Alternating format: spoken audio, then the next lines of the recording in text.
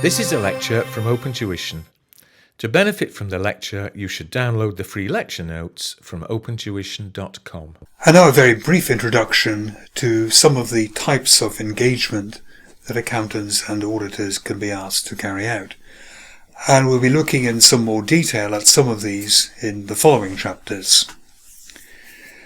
Broadly, we can split engagements into assurance engagements, where we express some sort of opinion, and non-assurance engagements, where perhaps we just prepare a schedule of some sort.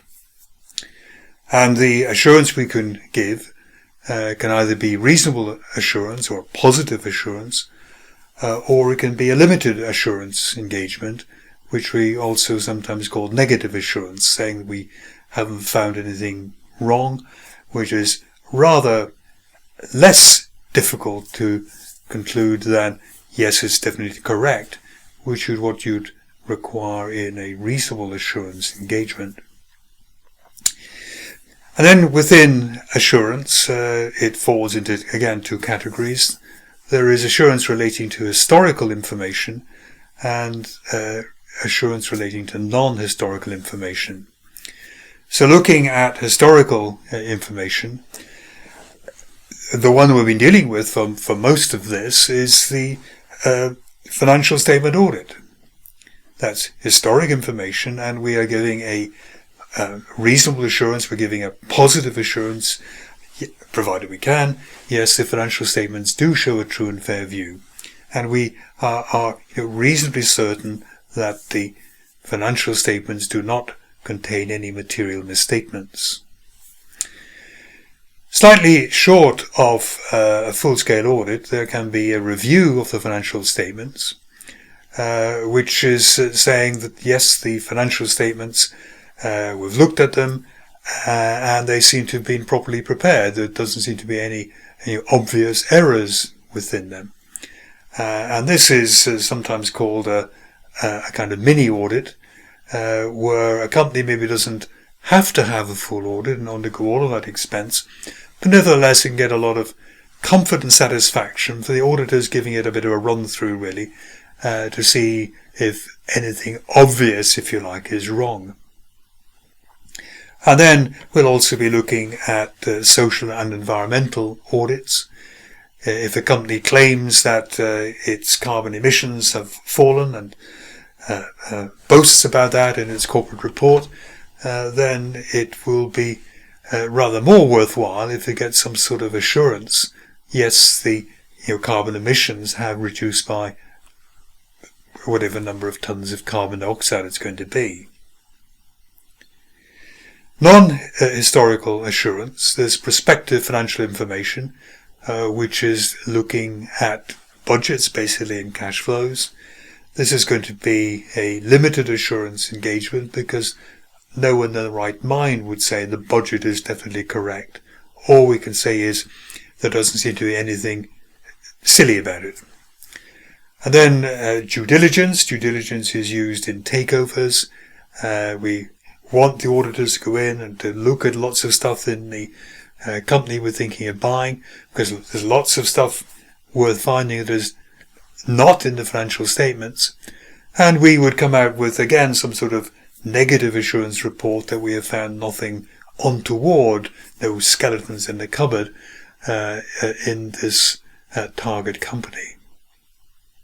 And internal control. You can have non-historical assurance with internal control. We have looked at the internal control system. It seems to be designed well. It seems to be operating effectively.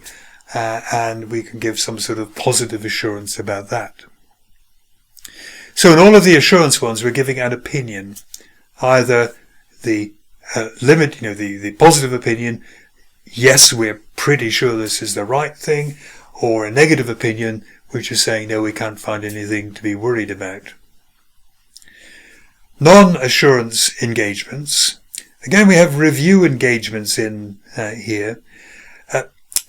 It's very close indeed to the review engagement, which we had up above, really, in here. But it's perhaps a little way short. You could have a review engagement looking at the financial statements to see if they seem to have been prepared in line with the accounting statements.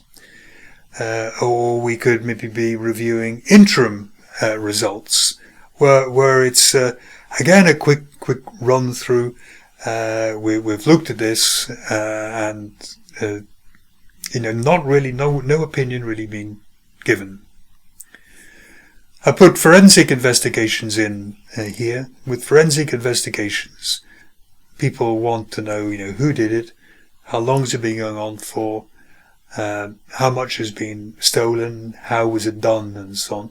We're basically compiling really facts, compiling evidence in some cases, rather than giving any sort of assurance. Yes, they did steal from us, or no, they didn't steal more than 200,000, or whatever it's going to be.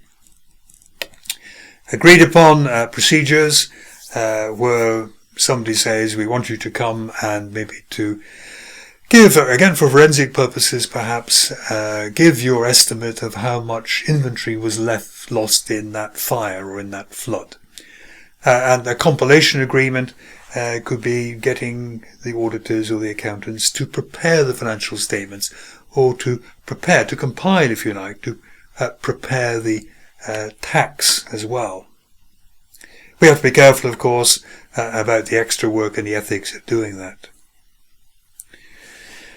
Now, the big difference to note really in here is between statutory audit and all the rest. We know that if you're doing an audit, you have to do it according to the international standards of auditing. And this pretty much spells out the work you have to do. We know that it gives the auditors statutory powers to seek any information they want, to see any documentation they want. We know that the form of the audit report is, again, pretty much laid down in black and white in the auditing standard. We know that when we do an audit, we're essentially going to be looking at about 12 months worth of results. We're certainly not going to be auditing 3 or 5 years worth of results. And there are obligations in there set out in the engagement letter as well. But an awful lot of what happens in a statutory audit is absolutely standard, and has been standardized by the accounting standards and the law. When you get on to any of these other ones here, you do not have that same standardization. There are no kind of standards that have been issued on how you audit social and environmental information. Not to the same extent anyway, hard and fast rules about how you go about compiling information, like how much was lost in the fire, in the flood, to substantiate an insurance claim or anything of that nature. So when you drift away from doing financial statements audits, you are much more in a kind of free-for-all, really, and it is absolutely essential that before you begin, the auditor or the accountant sets out in black and white their understanding and agrees with the client exactly what is meant by this compilation agreement, or exactly what elements of social and environmental aspects of the company that you want me to look at. How many years worth of prospective financial information am I going to be looking at to give my opinion? And also, because it's not backed up by statute, you need to be absolutely sure that you're going to get the client's cooperation, and that you will be able to lay your hands on any information and any documentation that you want to see.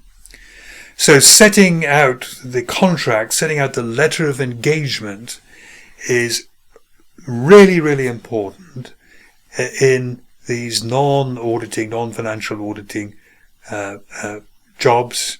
It's important, of course, in the financial statement audit, but it's if not quite a standardized letter, it's getting towards standardization. But The other stuff can be very open-ended, and you'll end up in a lot of problems if you don't pin down at the start exactly what's going to be produced for the fee.